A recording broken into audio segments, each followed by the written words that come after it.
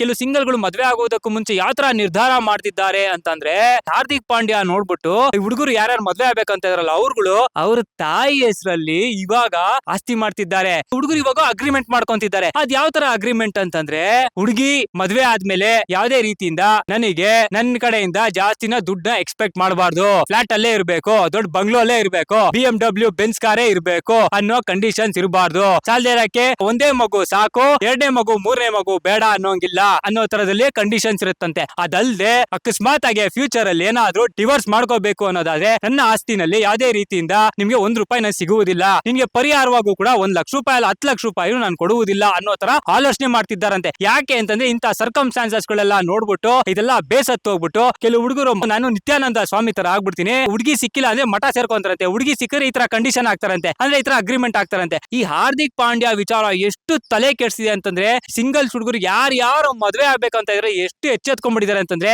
ಅವ್ರ ಅಸೆಟ್ ಯಾವ್ದೇ ಕಾರಣಕ್ಕೂ ಹುಡುಗಿರ್ ಮನೆಯವರಿಗೆ ತೋರಿಸುವುದಿಲ್ಲ. ಇನ್ ಕೆಲವು ಹುಡುಗಿರ್ ಮನೆಯವರು ಅವ್ರ ಅಪ್ಪಂದ್ರಿಗೂ ಕೂಡ ತೋರ್ಸೋದಿಲ್ವಾ. ಕೆಲವು ಹುಡುಗಿರ ಅವ್ರ ಅಪ್ಪಂದ್ರು ಕೂಡ ಸಿಕ್ಕಾಬಡೆ ಕಿಲಾಡಿ ಆಗಿರ್ತಾರಂತೆ. ಅಂದ್ರೆ ನಿಂಗೆ IT ರಿಟರ್ನ್ಸ್ ಮಾಡಿಸ್ಕೊಡ್ತೀನಿ ಕೊಡು ಅಂತ ಅನ್ಬಿಟ್ಟು ಎಷ್ಟು ನನ್ ಮಗ ಅಸೆಟ್ ಇಟ್ಟವನೆ ಅಂತೆಲ್ಲ ನೋಡ್ಕೊಂಡು ಹುಡುಗಿ ಕಡೆಯಿಂದ ಪಿನ್ ಇಕ್ಬಿಟ್ಟು ಅದನ್ನ ಎತ್ಕೊಂಬಾ, ಇದಿಷ್ಟು ದುಡ್ಡು ಕೊಡ್ಸು, ಇದ್ ಹಿಂಗ್ ಮಾಡ್ಸು, ಅದ್ ಹಂಗ್ ಮಾಡ್ಸು ಅಂತ ಏನೇನೋ ಫಿಟ್ಟಿಂಗ್ ಹೊಡ್ಸ್ಬಿಟ್ಟು ಹೊಟ್ಟೆಲ್ಲ ಅವ್ನು ಗುಡ್ಸು ಗುಂಡಾಂತರ ಮಾಡಿ ತಲೆನ ನುಣ್ಣುಗೆ ಬೋಡ್ಸಿ 3 ನಾಮ ಹಾಕ್ಬಿಟ್ಟು ತಿರುಪತಿಗೆ ಹೋಯ್ತಾ ಇರೋ ಅನ್ನೋ ತರದಲ್ಲಿ ಮಾಡಬಾರ್ದು. ಈ ತರದೆಲ್ಲ ಹೇಳಕ್ ಆಗಲ್ಲ. ನಮ್ಮ ವಿಚಾರನ ಹೆಂಗ್ ಸೆಕ್ಯೂರ್ ಆಗಿರ್ಬೇಕಂದ್ರೆ ಸೆಕ್ಯೂರಿಟಿ ವಾಲ್ ಇವಾಗ ಕಂಪ್ಯೂಟರ್ ಯಾವ ತರ ನಾವು ಪಾಸ್ ಕೈ ಸೆಕ್ಯೂರಿಟಿ ಆಗ್ತಿವಲ್ವಾ ನಾವು, ಯಾವ್ದಾದ್ರು ವೈರಸ್ ಬರಬಾರ್ದು ಅಂತ, ಅದೇ ತರನೇ ಯಾರೋ ಇನ್ನೊಬ್ಬ ವ್ಯಕ್ತಿ ಎಷ್ಟೇ ಒಳ್ಳೆಯವನಾಗಿದ್ರು ಕೂಡ ಅತ್ತೆನೇ ಆಗ್ಲಿ ಮಾವನೇ ಆಗ್ಲಿ ಅಥವಾ ಹೆಂಡತಿನೇ ಆಗ್ಲಿ ಹೆಂಡತಿ ತಂಗಿನೇ ಆಗ್ಲಿ ತಮ್ಮ ಆಗ್ಲಿ ಅವ್ರ ಅಣ್ಣ ಆಗ್ಲಿ ಸಂಬಂಧಿಕರು ಯಾರೇ ಆದ್ರೂ ಕೂಡ ಅವ್ರಿಗೆ ಯಾವ ಹುಡುಗರು ಮದ್ವೆ ಆಗ್ಬೇಕಂತ ಇದ್ರಲ್ಲ ಆ ಹುಡುಗರ ಅಸೆಟ್ ಗೊತ್ತಾಗಬಾರ್ದು. ಸ್ವಂತ ಮನೆ ಇದೆಯಾ, ಎಷ್ಟಿದೆ ಮನೆ, ಆ ಫ್ಲಾಟ್ ಇಟ್ಟವನ, ಬಂಗ್ಲೆ ಇಟ್ಟವನ, ಊರಲ್ಲಿ ಎಷ್ಟು ಜಮೀನ್ ಇಟ್ಟವನೆ ಅಂತ ಗೊತ್ತಾಗಬಾರ್ದು. ಸೊ ಇಷ್ಟೆಲ್ಲ ಅವರು ಆಲೋಚನೆ ಮಾಡ್ತಿದ್ದಾರಂತೆ ಕೆಲವರೆಲ್ಲ. ಯಾತಕ್ಕಾಗಿ ಅಂದ್ರೆ ಬಹುಶಃ ನಿಮ್ಗೆ ಗೊತ್ತಾಗಿದೆ ಈ ಹಾರ್ದಿಕ್ ಪಾಂಡ್ಯ ವಿಚಾರ. ಇದು ಎಲ್ಲಾರು ಹೀಗೆ